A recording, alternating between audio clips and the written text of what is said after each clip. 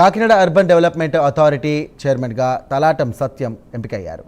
ఇక కూడా అభివృద్ధికి తన వంతు కృషి చేస్తానంటూ కూడా సత్య తెలియజేశారు. కాకినాడను అభివృద్ధి చేసే విధంగా ఆర్థికంగా బలోపేతం చేస్తామన్నారు. చైర్మన్ తనను ఎంపిక చేయడం పట్ల డిప్యూటీ సీఎం పవన్ కళ్యాణ్, మంత్రులు కందుల దుర్గేష్, అలాగే నాదెండ్ల మనోహర్, ఎంపీ తంగెళ్ల ఉదయ్ శ్రీనివాస్కు కూడా ఆయన ప్రత్యేక ధన్యవాదాలు తెలియజేశారు.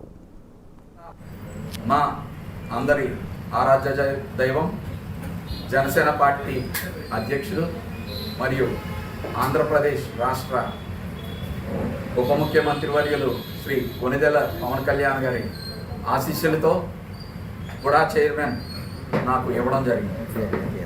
మనస వాచ కర్మేన నేను ఆయన నమ్మకాన్ని నిలబెట్టుకుని పనిచేస్తాను.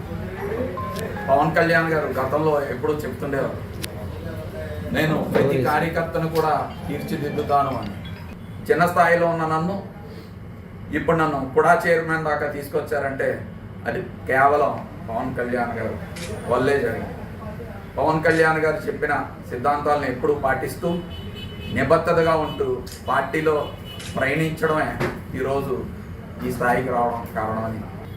అర్బన్ డెవలప్మెంట్ అథారిటీలో ఇక్కడి నుంచి కూడా అంటే గతంలో ఏం జరిగిందో నాకు తెలీదు. గతంలో కూడా ఈ కూటమి ప్రభుత్వం వచ్చాక అన్నీ కూడా బాగానే జరిగాయి.